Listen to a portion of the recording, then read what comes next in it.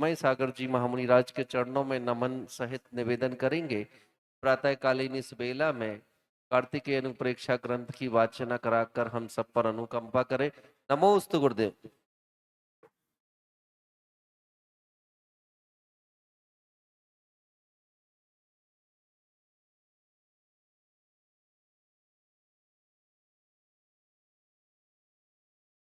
अथ पूर्वान् श्रीमद्श्रुतभक्ति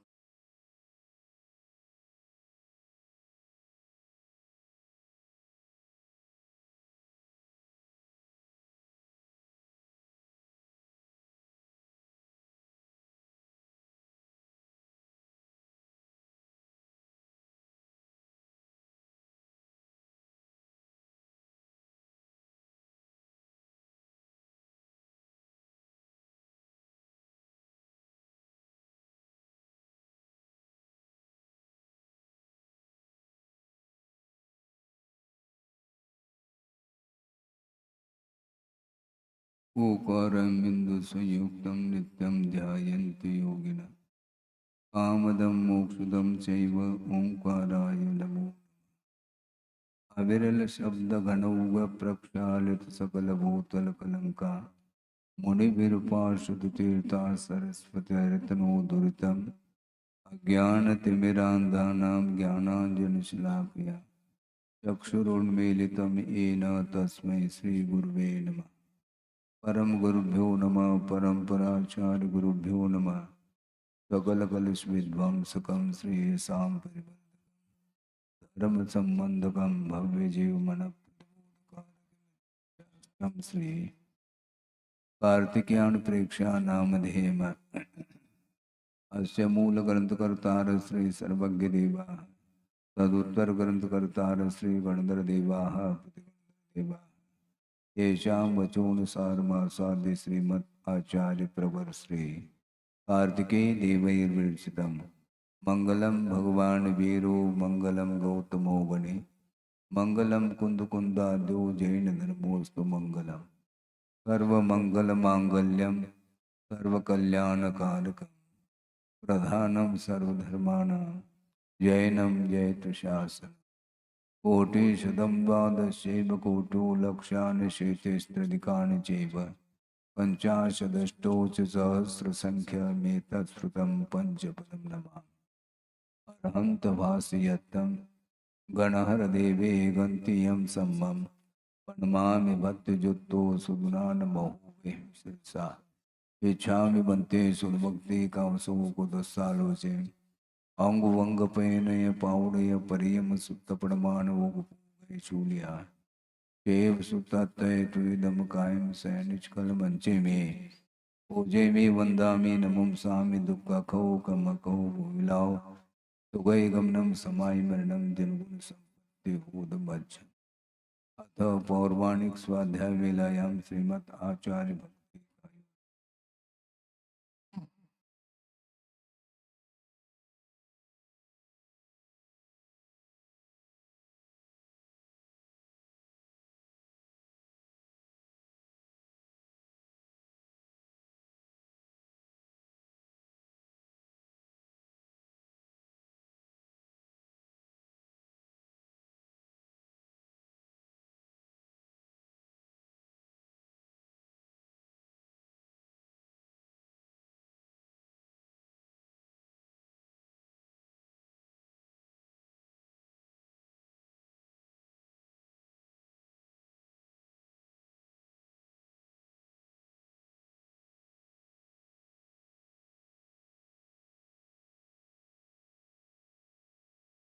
जलधिपारगेभ्य स्वपरमत विभावना पटुमतिभ्य सुचरितपूर्ण नमो गुरुभ्यो गुणगुरुभ्यो तेज गुण समग्रे पंचम्याचार करण संदर्शे सानुगुले धम्मायरे सदा वंदे गुरुवत्य संजमेनयो तरंत संसार सायर जन्नन्ति अट्टकम मम जम्मन मरणम न पावेन्ति ये नित्यमृतमंत्रो निरता ध्यानाग्निहोत्रा षट्कर्मा विरता तपोधनदना साधु क्रिया साधव शीलप्रावरणा गुणप्रहरणा चंद्रार्कतेजोदिका मोक्षद्वारकपाटपाटलमटाः प्रीणन्तु मां साधु गुरवः पान्तु नो नित्यं ज्ञानदर्शननायकाः चारित्राणुगम्भीरा मोक्षमार्गोपदेशिकाः इच्छामि बन्ते आयुर्मते कामसुखोपदस्सालोचन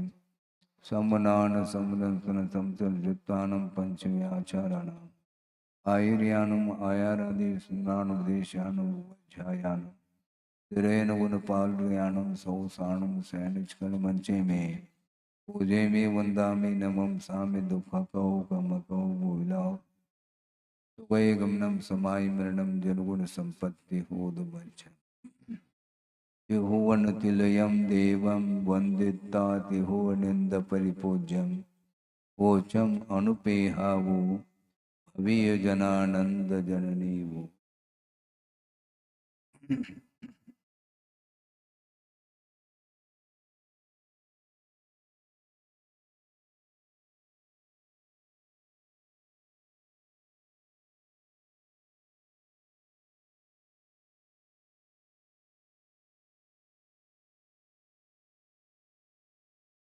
अतीत की ओर दृष्टि रखते हैं तो बड़ा विस्मय का अनुभव क्यों होता है? क्योंकि अतीत में अनंत काल व्यतीत हुआ है और अपने अपने पुण्य के उदय में अनेकों बार नहीं अनंत बार ऐसे भी निमित्तों का समागम हुआ, जिन निमित्तों के माध्यम से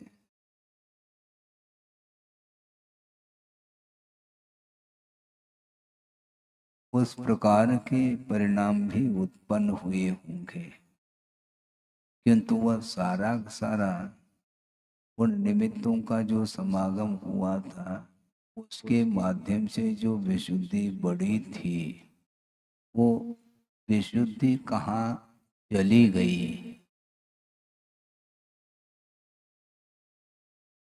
बड़ा आश्चर्य सा लगता कि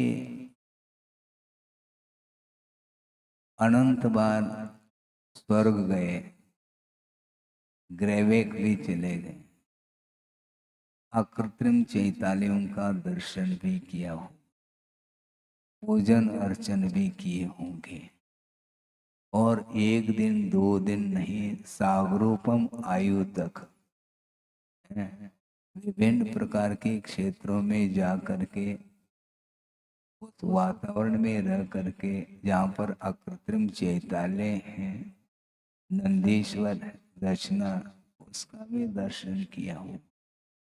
और भी बहुत सारे अकृत्रिम चैतालय हैं जहाँ पर उत्तुंग जनालय में स्थापित नहीं किए गए हैं, अकृत्रिम रत्नमयी प्रतिमाओं का दर्शन। उस समय विशुद्धि तो काफी बड़ी होगी, वह विशुद्धि कहाँ चली गई? उसके संस्कार नहीं रहे, लेकिन विषयजन्य संस्कार इसको बार बार उसके माध्यम से परेशानी का अनुभव करना। विषयजन्य संस्कार अनायास वो कभी डिलीट नहीं होते, वो संस्कार निरंतर बने रहते हैं। जबकि धार्मिक जो संस्कार है, देशना की बात करना चाहता हूँ, जन्म दर्शन की बात करना चाहता हूँ, अनेकों बार देशना सुने, जन्म दर्शन भी किए, इसके बावजूद भी वह उपयोग क्या चाहता है बात समझ में नहीं। भगवान की आज्ञा क्या है, उन्होंने आज्ञा क्या दी है, इसके बारे में सोचो। उन्होंने कभी भी पाप करने के लिए आज्ञा तो उन्होंने नहीं दी, ने पाप का उपदेश दिया। इसके बाद भी इस प्रकार की प्रवृत्ति क्यों हो रही है, उस विषय में भगवान भी जानते हैं, गुरु भी जानते हैं। क्योंकि मोह का ऐसा जबरदस्त प्रभाव है कि वह आत्म तत्व की ओर जाने से रोक देता है। हाँ, और उस परिसर में जाने के बाद भी मन बाहर ही जाता है। उसको कौन रोकेगा? भेज कौन रहा है? मन को बाहर किसकी आज्ञा से मन बाहर जा रहा है? ये प्रश्न है बहुत बड़ा। भेजा किसने? स्वयं ही जा रहा है, अपने मन से ही बाहर जाता है और भीतर लाने के लिए उपदेश की आवश्यकता पड़ती है।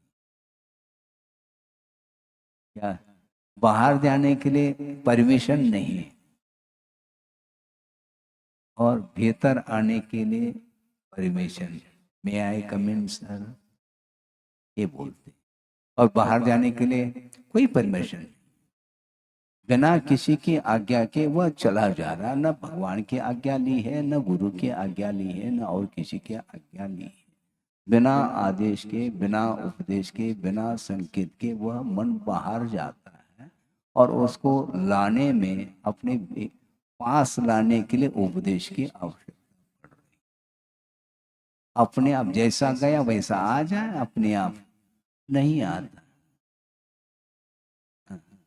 उसके लिए बार बार बार बार समझाओ। कब तक समझाएं? क्या सीमा है समझाने की? और श्रुत का अंत नहीं, और काल थोड़ा है, और अपने पास अल्प ही बुद्धि है। उसके माध्यम से हम कुछ करना चाह रहे हैं। जब बुद्धि पर्याप्त मात्रा में थी, फिर भी बुद्धि काम नहीं कर रही थी। वह ज्ञान काम क्यों नहीं करता?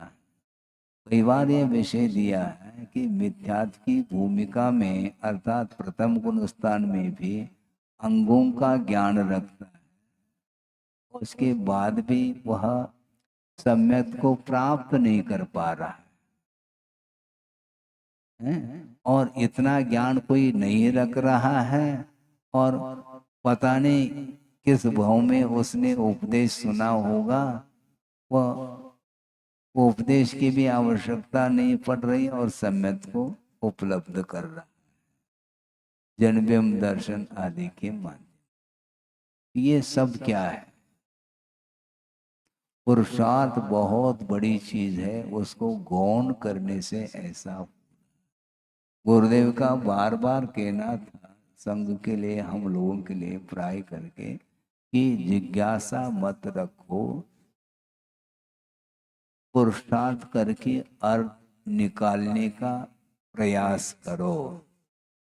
आगम में जो लिखा गया है उसको बार बार पढ़ो, और फिर बाद में उसका अर्थ निकालो।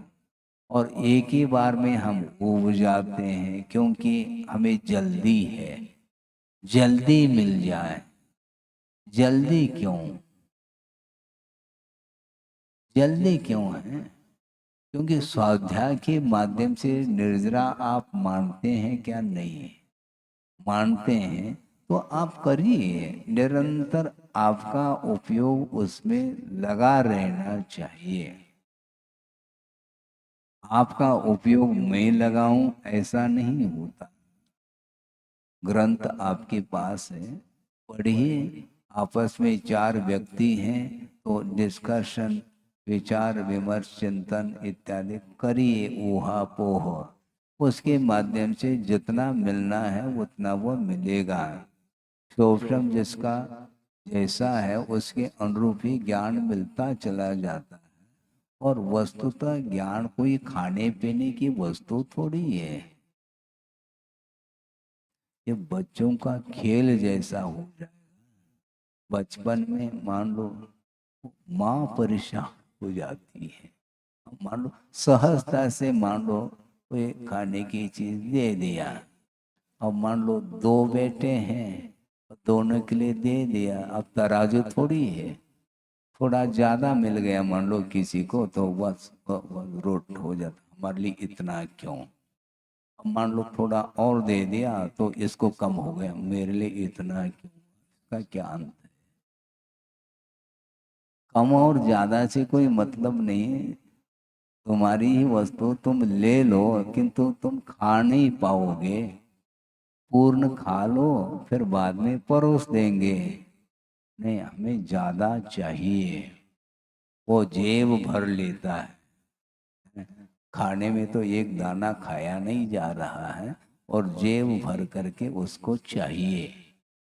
ये बाल हट माना जाता है। उसको कौन समझाए। नहीं समझता तो वो स्कूल तो भेजना है तो भर करके दे दो, जेब खाए तो ठीक है, नहीं खाए तो। ये स्थिति है। इसलिए वस्तुतः ज्ञान काम कर रहा है या क्या नहीं कर रहा है, इसका परीक्षण कौन करेंगे। आपके पास पूरा का पूरा ज्ञान, पूरा अर्थात वो पूरा नहीं है लेकिन फिर भी अनुचिंतन करने के लिए जो आपको ज्ञान उपलब्ध है उसका प्रयोग करिए, ऐसा कहा था। आपके सामने हाइकू रख रहा हूँ, किसी को ज्ञात हो तो अच्छी बात है, उसको आप अनुप्रेक्षा तो कर सकते हैं। कम से कम कहा उन्होंने, आप सुन रहे हैं, कम से कम स्वाध्याय का वर्ग हो, प्रयोग काल। क्या अर्थ निकला महाराज इसका, आप अर्थ निकालो। वर्ग किसको बोलते हैं। एक कोई सम संख्या है, उसको उतनी ही सम संख्या से गुणित करेंगे, वह वर्ग आता है। 4 का वर्ग 16, इसको वर्ग बोलते हैं। तो स्वाध्याय का वर्ग हो, कम से कम स्वाध्याय का वर्ग हो, प्रयोग काल। स्वाध्याय आपने 1 घंटा किया है तो प्रयोग के लिए कितना।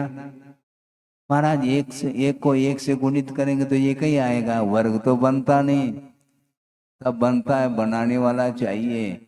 1 घंटे में 60 मिनट होते हैं, 60 को 60 से गुणित करिए आप, तो समझ में आ जाएगा वर्ग कितना आता है। कितना आता है, 3600 आता है। उसको 60 से डिवाइड कर लो, कितने आएगा,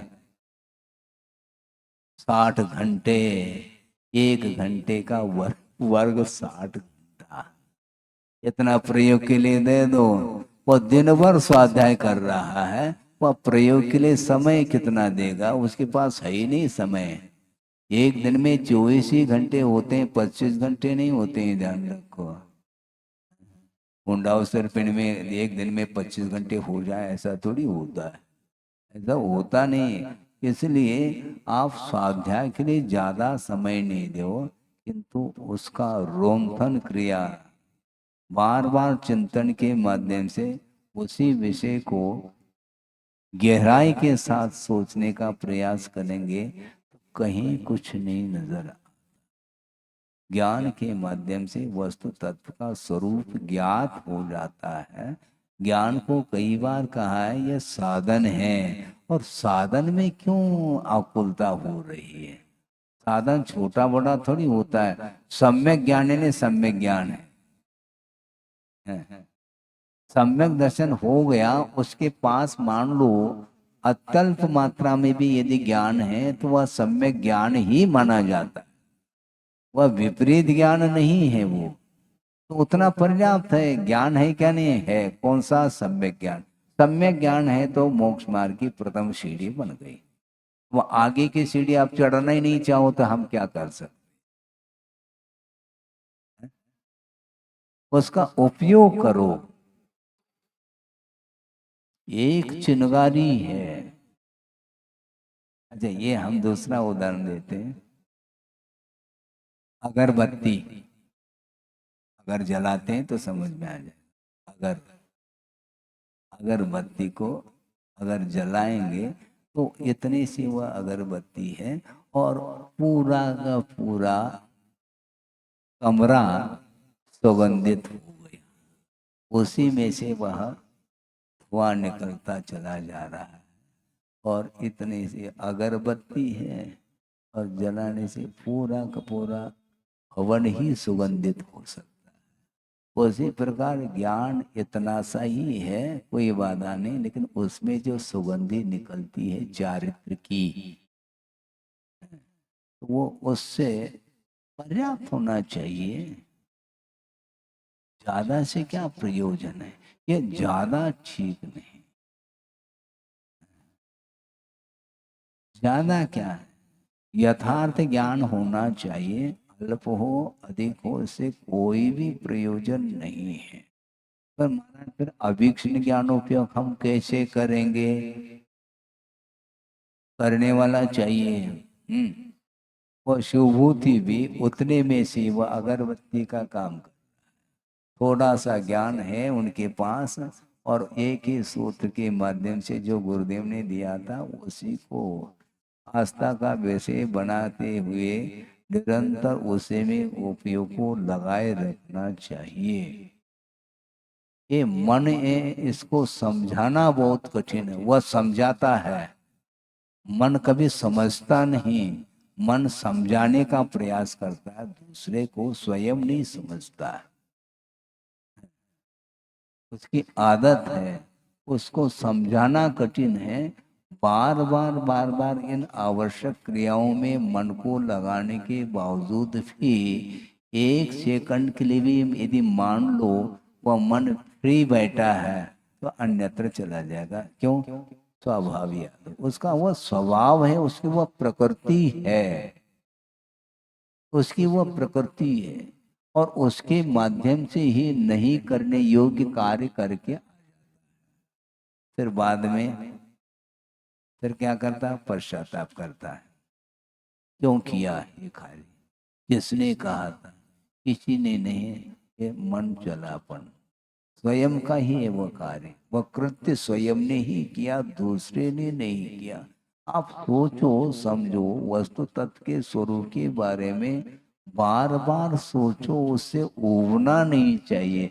ये नया नया नया ये जो है ना आपको परेशान में डाल, आज सूत्र दे दिया, और क्योंकि वो तो पुराना तो होगा, क्योंकि उत्पाद उत्पाद में तो चलेगा, उसमें भी है, होता है कि नहीं? वो हमेशा यही है, नया चाहिए। कोई गीत आपने सुन ली, एक बार सुन ली, बस दोबारा उसमें वह उस गीत में आपको आनंद नहीं आएगा, और वह संगीत और दोबारा उस संगीत में मन नहीं लगता। फिर परिवर्तन चाहिए। ये परिवर्तन ये ठीक नहीं है।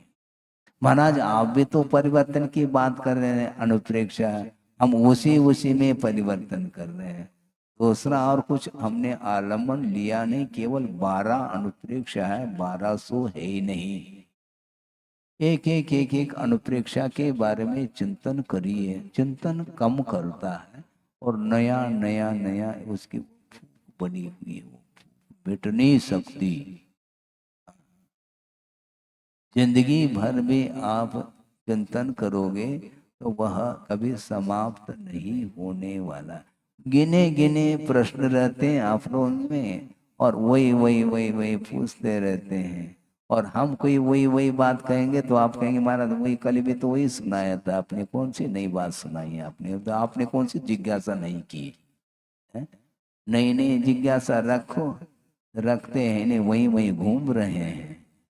घुमावदार रास्ता है, इसलिए आप आगम के आधार से नया नया चिंतन आपको करना चाहिए।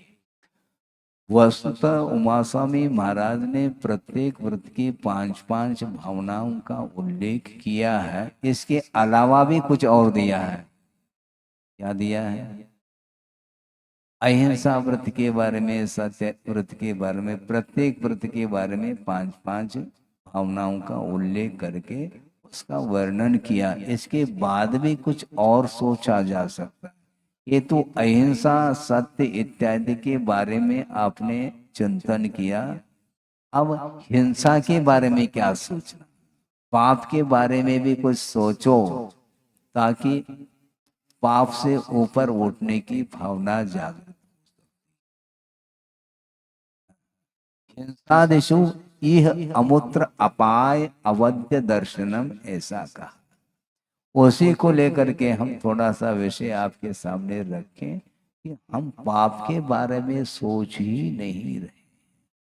पाप का स्वरूप ज्ञात है आपको? पाप का स्वरूप बताओ। 10-15 दिन बाद जो है ना शिविर लगेगी।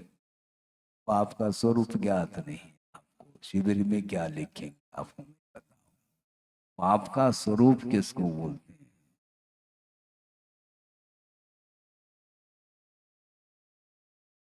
वो पाप क्या है यही वो पूछना चाहते हैं। हाँ, क्रिया तो आप कर रहे हैं, निरंतर कर रहे हैं, बहुत अच्छा है। ऐसे जिज्ञासा होनी चाहिए ताकि साधना में और गति आती है। दिन भर आप क्रियाएं कर रहे हैं, इसमें पाप हो रहा है। वो पाप क्या है? वो जो आत्मा को धर्म से बचाता है उसका नाम पाप कहा है। जो जो परिणाम आत्मा को धर्म की ओर जाने नहीं देता उस परिणाम का नाम पाप कहा है। तो ऐसी कौन सी क्रियाएं, सांसारिक क्रियाएं जिसमें पाप का अर्जन नहीं होता, निरंतर होता? व्यापार है तो सत्य के आलम्बन से दुकान नहीं चलती। दुकान रफ्तार से यदि चलती है तो वह असत्य के सहारे चलती है, और असत्य का नाम पाप। उसके माध्यम से भी पाप का अर्जन, क्योंकि उसके माध्यम से उसकी तृष्णा बढ़ रही है, लोभ में वृद्धि हो रही है, लोभ को वो समेट नहीं पा रहा। अति तृष्णा, उस अति आशा, उस आशा के कारण ही वह पाप करता ही चला जा रहा है और अनावश्यक परिग्रहों के संचय में लगा है, जिसके माध्यम से वह पाप कर।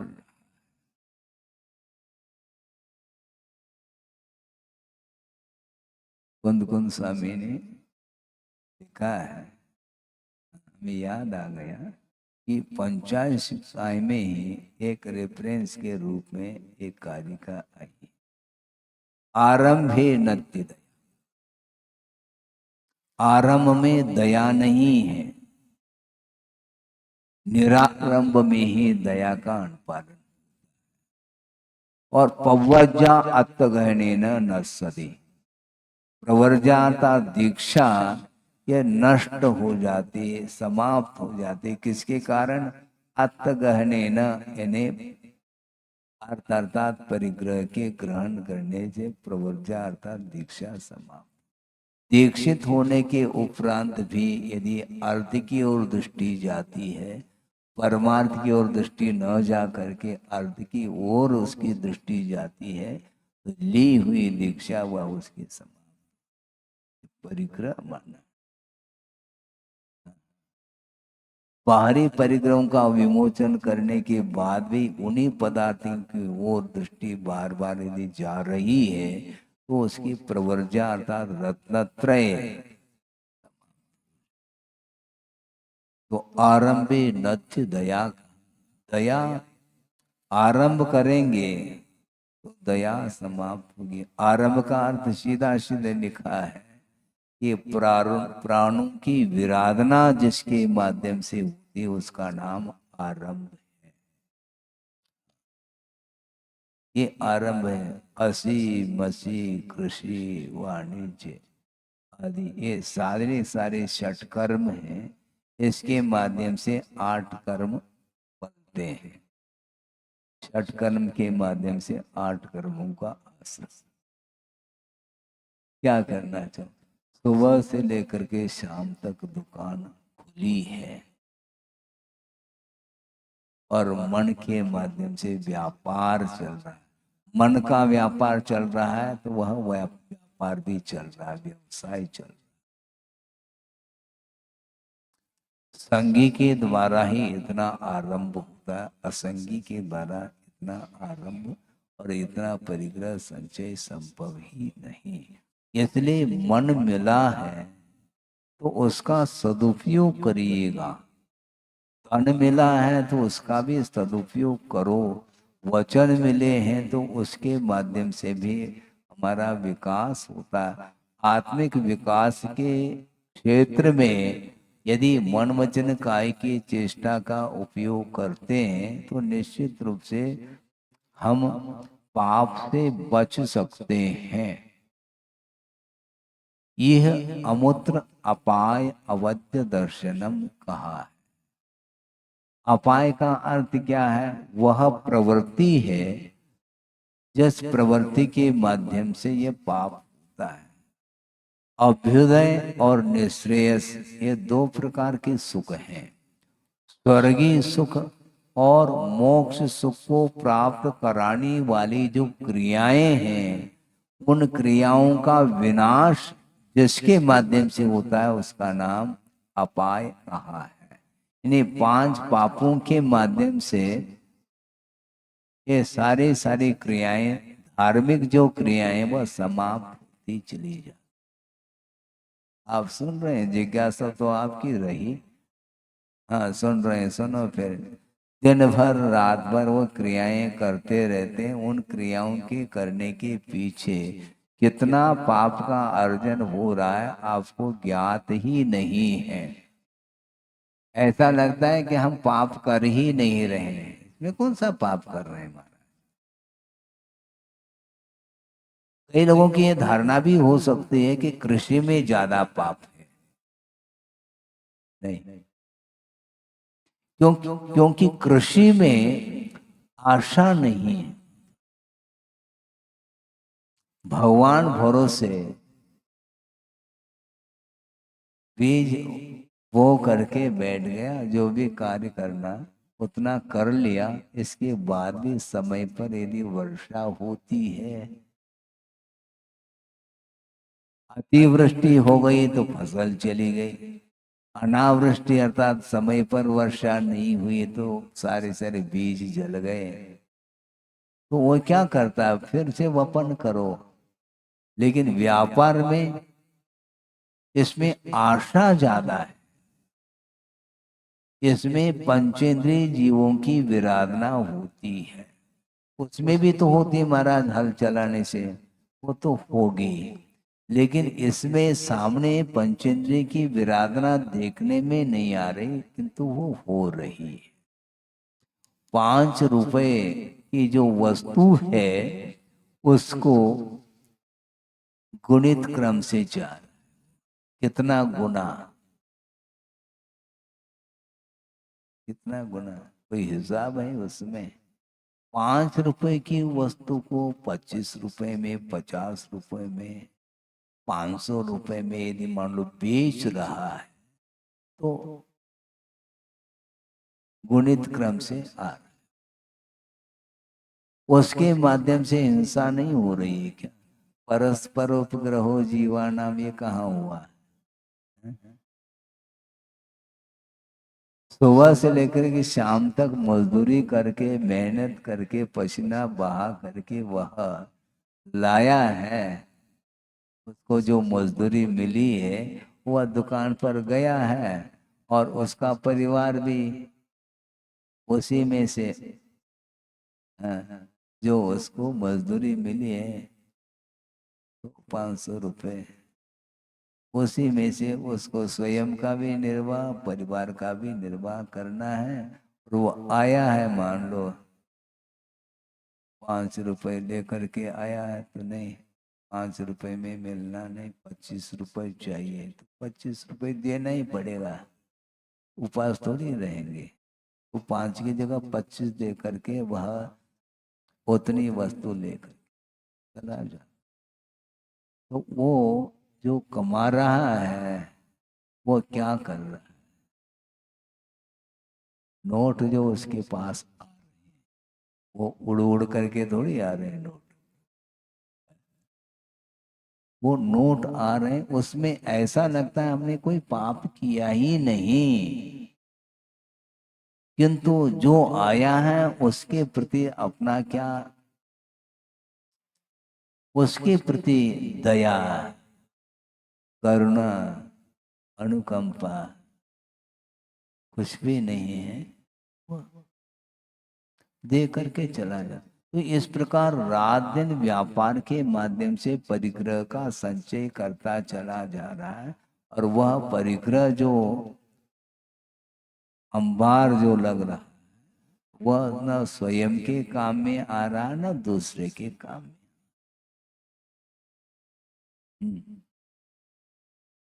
बहुत कठिन काम है ये। आवश्यकता जितनी है उतना ही लेना चाहिए, कल के लिए और करो। आप एक जीवन के लिए आपको क्या, एक उसको क्या बोलते हैं, एक गणित लगाना चाहिए। कितने मेंबर हैं? 5 मेंबर हैं, ठीक है। 5 मेंबर के लिए साल भर का खर्चा निकालो, जितना आता है उसको 60-70 साल से गुणित कर लो, और क्या, जीवन भर के लिए उतना चाहिए। और कई पीढ़ी उसमें खा सकती है, पी सकती है, आराम के साथ जीवन व्यतीत हो सकता है। इसके बाद भी अभी भी दुकान बंद नहीं। यह जो वृत्ति है और के जो भाव हैं, यही दुर्गति के लिए कारण है, ऐसा हम नहीं कह रहे हैं, क्योंकि हमारे कहने से आप मानने वाले थोड़ी हैं। आगम की बात कही जा रही है, आप स्वीकार करना हो तो ठीक है, नहीं है तो हम इसमें कोई रद्दो बदल नहीं कर सकते, इसमें कोई परिवर्तन संभव नहीं। आगम में परिवर्तन नहीं करना चाहिए, जैसा है एज इट इज रखें। आपको स्वीकार करना हो तो करो, नहीं है तो जिसको स्वीकार करना है वह करके अपना कल्याण कर लेता है। इसलिए 5 पापों का क्या फल मिलता है, इस लोक, इहलोक और परलोक दोनों गति बिगड़ जाती, दुर्गति, भविष्य उज्जवल नहीं हो पाता, भविष्य अंधकार में रहता है, क्योंकि वर्तमान में जिसका जीवन अंधकार के साथ व्यतीत हो रहा है उसको भविष्य में कभी भी प्रकाश मिल ही नहीं सकेगा। तम प्रभा और महातम प्रभा, ये 7 जो नरक गिराए हैं, तो अंतिम महातम प्रभा, सघन अंधकार है, वहां पर कोई भी किरण नहीं पहुंच सकती, प्रकाश नहीं है, और अंधेरे में ही सागरोपम आय तक भिड़ंत है। आपस में करते रहो, वर्णन पढ़ो, छड़ाना पढ़ो, समझ में आ जाए। ये सारा सारा कार्य जो दिख रहा है, इसके माध्यम से ही कर्म का अनुमान लगाया जाता है। कर्म कोई वस्तु है जो किसी भी इंद्रिय का वह विषय नहीं बन रहा है, कि वह आगम का विषय है, श्रद्धान गम्य है, वो बुद्धिगम्य नहीं है। क्योंकि प्रत्यक्ष ज्ञान का जो विषय बनता है वह परोक्ष ज्ञान का विषय नहीं बन सकता। इसलिए महाराज ये सब ऐसा लगता है हमें, ये डरावना दृश्य ऐसा लगता है। किसी ने देखा तो है नहीं नरक को, और नरक की बातें कर रहे हैं। समझो तो कम, नरक वहां नहीं, यही नरक है। क्योंकि नरकाय का बंद वहां नहीं करता नरकी। नरकाय का बंद करने वाले 2 गति के जीव हैं, एक तिर्यंच गति का और एक मनुष्य गति का जीव है, वही नरकाय का बंद करता है। तो यहाँ पर जो है, हाँ, अत्यधिक लालसा, हाँ, उसके कारण, अति तृष्णा के कारण ही वह नरकाय का बंद करके वहां पहुंच जाता है। तो नरक यहाँ है क्या वहां है? नरक का फल भोगने के लिए वहां जाना पड़ रहा है। स्रोत तो यही है। नरक जाने के लिए कोई रास्ता है, कोई गति है, तो दो ही गति है। तो यहाँ पे बड़ी विचित्र दशा है कि नरक को किसने देखा महाराज? वर्तमान में देखो, समझ में आ। इहलोक और परलोक, ये दोनों गति में उसको निंदा का पात्र बनना, वही पहुंचता है वहां पर जहां पर अति तृष्णा के साथ जीवन व्यतीत किया। स्लॉटर हाउस आप जानते हैं, यांत्रिक कत्ल खाने, वहां पर ऑटोमेटिक प्लांट है वो, और कुछ करना कुछ नहीं पड़ता और मिनटों में खेल हो जाता, और लाइन लगी रहती है, पशु खड़े हैं और उसके पास भी मन है। क्या संवेदन वो करते होंगे। सामने देखते देखते देखते एक पशु का वध हुआ, सारे उसके शरीर बॉडी जो है ना छिन्न भिन्न हो गए, टुकड़े टुकड़े हो गए, और मेरा नंबर आने वाला वो देख रहा है। जीवन तो वहां पर पहुंचता है, पहुंचते ही तो ये इसके द्वारा कुछ मिलता नहीं है क्या? ये जिसके थ्रू चल रहा है उसकी गति क्या होगी? लेकिन ये अज्ञान अंदर का ऋषि को, उसको ज्ञान ही नहीं है कि हिंसा का क्या परिणाम होता है, हिंसा का अर्थ क्या है, ये ज्ञान नहीं। इतना अज्ञान पल रहा है। क्या है ये सब? इसके उपरांत भी किसी ने कहा था, गुरुदेव के सामने रखा, इसको इसका दुरुपयोग नहीं करना, किंतु बहुत उन्होंने चिंतन करके ही बताया। जिज्ञासा ये हो सकती है कि महाराज इतने ये सारे सारे पशु मरण को प्राप्त हो रहे हैं, और पंचम काल में भले ही वैमानिक देव नहीं आ सकते हैं, लेकिन जो व्यंतरादिक होते हैं, यत्र तत्र विचरन्ति इति व्यंतराः, इसी मध्य लोक पर ही वो घूमते रहते हैं। तो उन पक्षियों की रक्षा करने के लिए वो क्यों नहीं जाते? बहुत बड़ा प्रश्न। वो क्यों नहीं जाते? गुरुदेव ने ये भी कहा कि वस्तुतः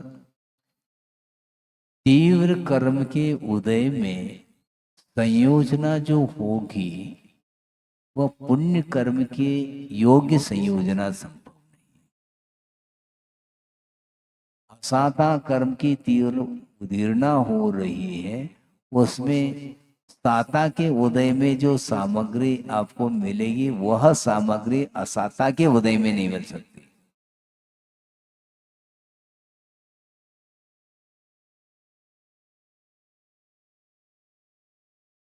असाता के उदय में उसके योगी ही नो कर्म का समागम होगा, तभी वह फल देगा। उसमें यदि मंदता है तो उसमें से वह निकल सकता है। कभी कभी ट्रक के ट्रक ले जाते हैं पशुओं को, उसमें से छलांग मार करके एक आध पशु बाहर निकल, बाकी बाकी क्या? जिसका जैसा पुण्य और पाप का उदय रहे वैसा होता है। हम इसका अर्थ ये नहीं कहना चाहते कि उसके प्रति कोई सहानुभूति और परोपकार का भाव नहीं होना चाहिए, ऐसा नहीं, किंतु एक सीमा तक पुरुषार्थ किया जा सकता है। यदि मान लो गवर्नमेंट है, सरकार के सामने हम क्या कहें? बार बार आवेदन निवेदन पत्र भेजा जा सकता है। गुरुदेव ने कितना पुरुषार्थ किया है कि किसी भी प्रकार से इस भारत से मांस का निर्यात ना हो, एक्सपोर्ट ना हो, लेकिन नहीं हो। है? हैं? क्या निर्भर? अच्छा, मांस निर्यात में। और भारतीय संस्कृति की हम बात करें, सोचो विचार, हम कहां तक पुरुषार्थ कर सकते हैं, प्रयास कर सकते हैं। कितने भी आंदोलन करो, हड़ताल करो, वो करो, ये करो, तात्कालिक कुछ ऐसा लगता है कि प्रभाव पड़ रहा है, और वो भी इस प्रकार आश्वस्त करते हैं, आप लोग वहाँ, हम ऐसे करने जा रहे हैं, वैसे करने जा रहे हैं, किंतु क्या कर रहे हैं देख। सोचो, नए नए और यांत्रिक कत्ल खाने खुल रहे हैं, उसको लिए कोई रोकथाम नहीं है। मांसाहारी मिल्क, अच्छा, बोलो।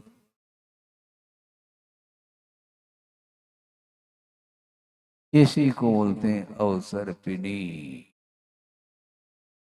बुद्धि भ्रष्ट हो जाती, इसको बोलते हैं विनाशकारी विपरीत बुद्धि। बुद्धि काम नहीं, क्योंकि जिसका विनाश होने का समय आता है, बुद्धि काम नहीं।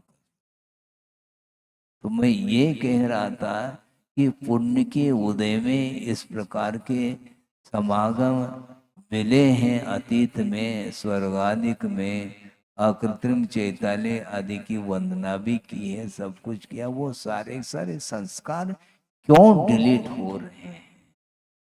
कहाँ तक हम उसको सहयोग दे सकते हैं? सहयोग देने की एक सीमा होती, इसलिए कहा निमित्त की एक सीमा।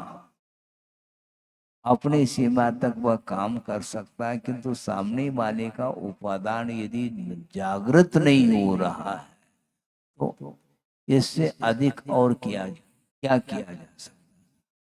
पूर्वाचार्यों ने स्वयं आत्म कल्याण करते हुए, तत्व चिंतन करते हुए, गहराई के साथ और अच्छे अच्छे गाथा सूत्र आदि के माध्यम से ग्रंथों की रचना की है, आगम की रचना करके, वो किसके लिए? हम और आपके लिए ही किया उन्होंने।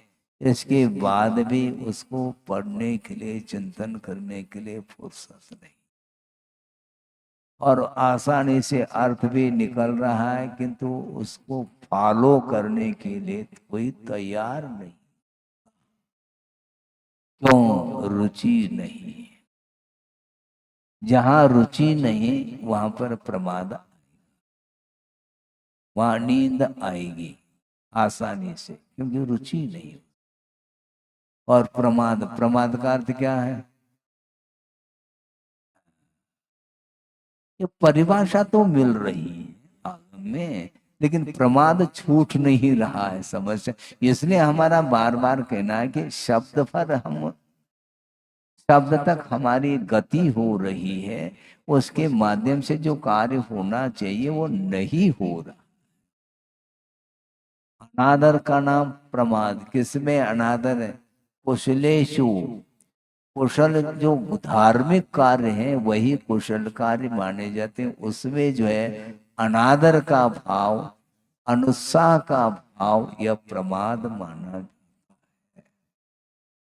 उसमें उत्साह,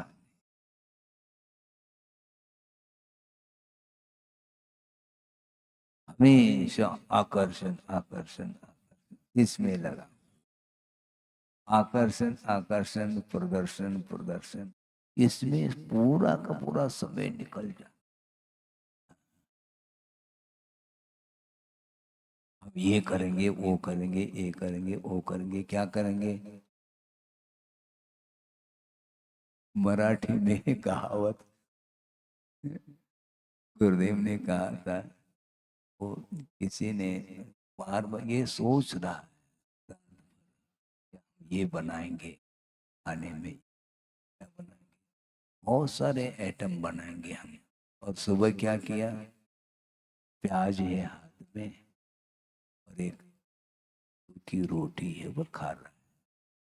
और रात भर क्या सोचा था, क्या प्लान बनाया था, बहुत बड़ा प्लान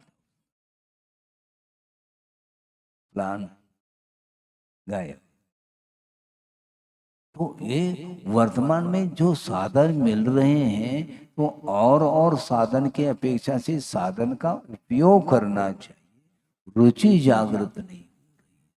धार्मिक कार्य में अनादर का नाम प्रमाद का है।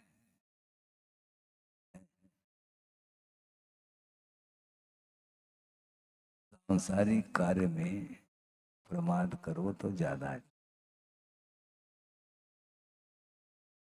विघ्न उपस्थित करना, ये अंतराय कर्म के लिए कारण है। लेकिन इसमें भी तथ्य है। कोई व्यक्ति आया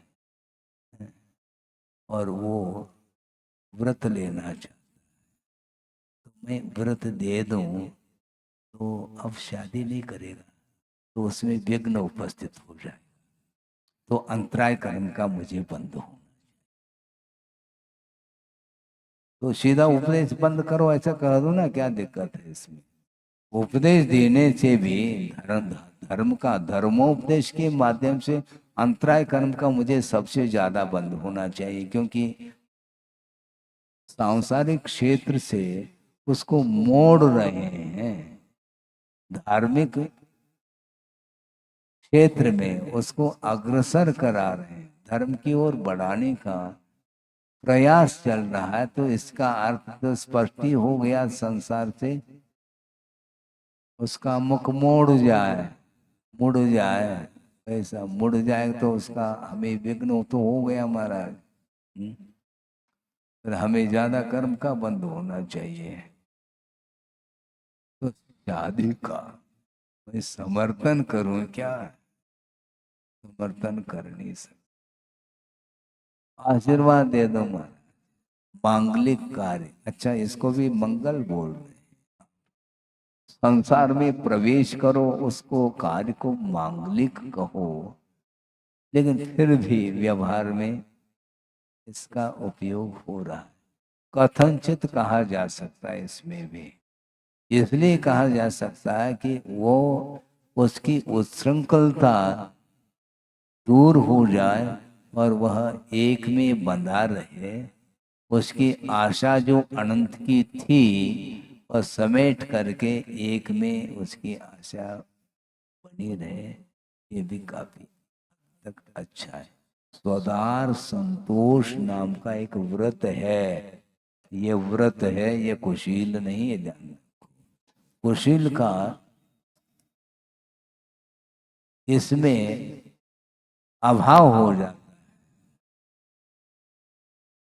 इसको कुशील नहीं कहेंगे, किंतु स्वदार संतोष नाम का वह व्रत माना जाता है।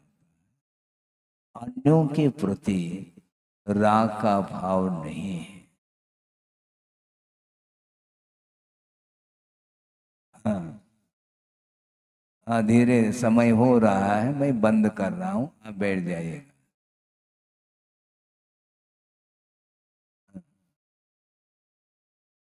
बैठो बैठ जाओ आप।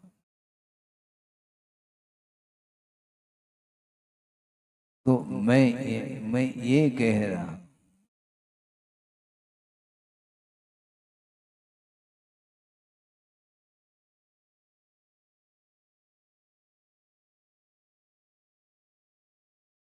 तो मैं ये कह रहा हूं, यह अपने आप में संयम की ओर बढ़ने के लिए एक रास्ता, प्रशस्त रास्ता ये है।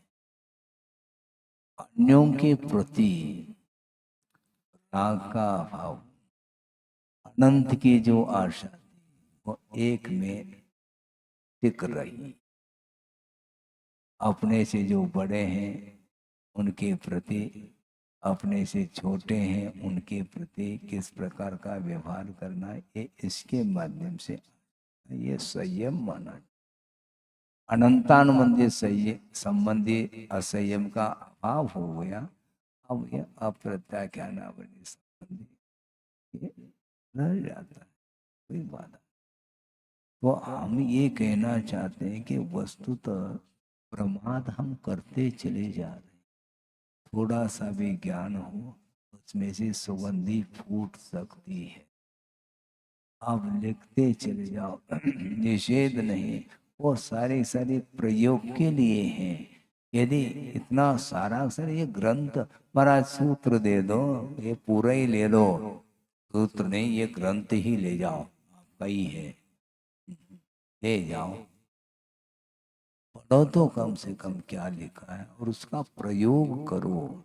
प्रयोग में निरंतर हमारा उपयोग बना रहेगा तो विशुद्धि की कोई उसकी कोई ठिकाना नहीं है। बहुत समर्पण भाव के साथ, इसलिए मैं आकुलता को यदि समाप्त करना है तो एक ही सूत्र पर जा, मुझे कुछ नहीं। तो जो है वह आत्मसात होता चला जाएगा, कम नहीं पड़ने वाला।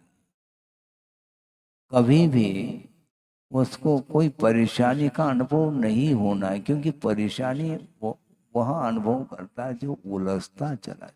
हमें किसी से उलझना नहीं, क्योंकि उलझने के बाद पुनः सुलझने की बात। सुलझे रहो, उलझो नहीं, उलझता जाता है, हमारी समस्या खड़ी होती। गुरुदेव ने ये कहा था कि आचार्य समंतभद्र महाराज ने बहुत अच्छे सूत्र दिए हैं। वो ये हैं, उलझे हुए श्रावकों के लिए, उलझे हुए श्रावकों के लिए सुलझे हुए पशुओं का उदाहरण, और उलझे हुए मुनियों के लिए सुलझे हुए श्रावकों का उदाहरण दिया।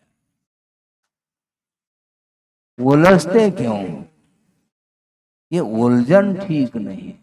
श्रमण बने हैं तो कम से कम अपने व्रतों का पालन करना, उस ओर हमेशा ध्यान होना चाहिए।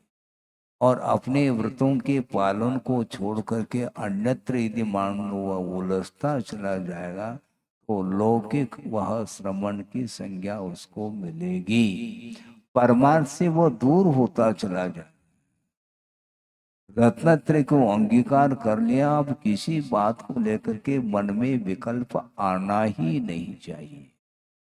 रत्नत्रय आने के उपरांत तो निराकुल भाव होना चाहिए ना, नहीं होता। क्यों? मेरे पास ज्ञान नहीं है। अच्छा, रत्नत्रय उसमें ज्ञान नहीं है क्या? वो रत्नत्रय में सम्यक दर्शन, सम्यक ज्ञान, सम्यक चरण तीनों हैं। इसके बाद भी महाराज जो ज्ञान की मात्रा, मात्रा बहुत कम है। मात्रा से क्या होना है? जितने मात्रा में है वह सम्यक ज्ञान है क्या नहीं, यह मुख्य बात तो यह। यदि वह सम्यक ज्ञान है, तो वह समीचीन ज्ञान है, तो निश्चित रूप से उसके माध्यम से संसार का अंत होकर के ही रहना है। और लंबा चौड़ा भी ज्ञान रख लो, यदि सम्यक दर्शन अर्थात वस्तु तत्व के स्वभाव के बारे में यदि श्रद्धान नहीं है, वह ज्ञान किसी भी काम का नहीं, ऐसा कहा है। इसलिए बहुत आनंद का अनुभव कर सकते हैं। पर्याप्त ज्ञान है आपके पास, उसको केवल उपयोग में लाना है। क्या है संसार? भयंकर रूप है। अतीत अनंत काल इसी प्रकार व्यतीत किया है, और कितना व्यतीत करेगा कुछ कोई ठिकाना। थोड़ा गणित तो लगाओ। मान लो 60 साल की किसी की उम्र हो गई है, जिसकी हुई है उसके लिए 60 साल की उम्र हो गई। अब उम्र बची कितनी? औसत के हिसाब से 10 साल मान के, ठीक है। और 10 साल में 5 साल रात के हैं, 5 साल बचे। किसी के 70 की उम्र होने को या हो गया मान लो, उसकी उम्र कितनी? कोई ब्याज के कुछ बचे। 2-4 साल यदि मान लो टिक जाए, उसमें भी 2 साल रात के चले जाएंगे, दिन के 1-2 साल बचे। तो इतनी अल्प उम्र है, उसमें कितना सोच रहे हैं? कोई हिसाब है के लिए? उसके लिए कुछ नहीं सोचना चाहिए, और निरंतर जो मिला है साधन, उसी में तृप्ति का अनुभव करना चाहिए। आत्म संतुष्टि के बिना कोई भी आपको संतोष दे नहीं पाएगा। आत्म संतुष्टि जितना है, हाँ, मजे में राम राज उसी में। क्यों? अंत तो है नहीं, सामने वाले बहुत सारे धन की अपेक्षा से, ज्ञान की अपेक्षा से, अन्य कलाओं की अपेक्षा से बहुत आगे पहुंचा हुआ है। लेकिन आगे पहुंचा हुआ है, गाड़ी रिवर्स होगी, पक्की बात है। अभी आपके पास जितना ज्ञान है, वह ज्ञान साथ में जाए नहीं कह सकते। स्वर्ग में पहुंच गए तो बात अलग है, वहां पर स्कूल जाने की आवश्यकता नहीं वहां पर। लेकिन मान लो कोई मनुष्य मनुष्य बन रहा है, तो क्या वो डिग्री सब समाप्त होगी? जितने भी डिग्री थी, एक से एक बड़े बड़े पोस्ट पर थे वो, सब पोस्ट समाप्त, और पुनः ककड़ी शुरू होगा, यहीं से प्रारंभ होगा। वो पुनः नर्सरी चालू करो, बस्ता बांधो, और बस नहीं जाएंगे तो पिटाई होगी, और बस बैठ जाओ। ये हालत, ये परिणमन इसी का नाम है। इसलिए कुछ भी इच्छा नहीं करना चाहिए, उसी का नाम तप है। बड़े बड़े तप नहीं कर सकते हम, उपवास नहीं कर सकते, वो नहीं करते, कोई बाधा नहीं, कोई विकल्प नहीं। किंतु अन्य जो कुछ भी इच्छाएं हैं, जो मानसिक भूख जिसको बोलते हैं, उस भूख को मिटाना चाहिए। मानसिक भूख यदि मिटती है तो तत्व चिंतन से ही मिट सकती है। अनुप्रेक्षा करिए, और समय समय पर जो भी जिज्ञासाएं हैं, उसका समाधान तो होता ही रहेगा। इसमें कोई बात, मतलब किसी बात का निषेध नहीं। स्वाध्याय करिए, चिंतन मनन करिए, इसमें कोई बाधा नहीं। लेकिन वस्तुतः जो आकुलता जो बढ़ रही है, वह समाप्त होनी चाहिए। उसी के लिए साधन है। इन आगम ग्रंथों के माध्यम से पढ़ने के बाद भी, चिंतन करने के बाद भी, यदि आकुलता समाप्त नहीं होती है, तो और कोई साधन अपने पास सही नहीं। देव, गुरु और शास्त्र तीन नहीं है। इसके माध्यम से मन को आप संयत रखिए, और कर्म बंध से बनने का निरंतर पुरुषार्थ करें, जिसके माध्यम से जीवन में सार्थक, जीवन जीने की सार्थकता और सफलता शुद्ध होती है। चिंतन मनन करने के उपरांत भी फल यदि नहीं मिलता है, वह ज्ञान काम में नहीं। ज्ञान को काम में लेना चाहिए, और ज्ञान का अर्थ मात्र शाब्दिक ज्ञान नहीं, शाब्दिक ज्ञान के माध्यम से हमें अर्थ तक पहुंचना है। और अर्थ का अर्थ मीनिंग भी होता है, और अर्थ का अर्थ प्रयोजन भी होता है। प्रयोजन को साधने के लिए ये साधन है सारे के सारे आगम ग्रंथ। इसलिए अपनी क्षमता के अनुरूप मनन चिंतन करके अपने जो संक्लेश अधिक परिणाम है, उनसे बचने का पुरुषार्थ करना चाहिए। बोधि समाधि परिणाम शुद्धि, स्वात्मोपलब्धि शिव शोक सिद्धि, चिंतामणिम चिंतित वस्तुदाने त्वामंद मानस्य ममास्तु देव। परम पूजा आचार्य गुरुवर श्री विद्यासागर जगनी महाराज। बोलिए आचार्य भगवान गुरुदेव श्री समय सागर जी महामुनि राज्य की, समस्त मुनि संघ की। अब हम सभी लोग आचार्य श्री जी की महापूजन करेंगे। आप सभी से निवेदन होगा, अपने स्थान पर ही बैठे रहेंगे, सभी विराजित रहेंगे। पूजनीय आचार्य भगवंत से हम सभी का अनुरोध है, कृपया मंचासीन होने की अनुकंपा करें। और जैसा प्रतिदिन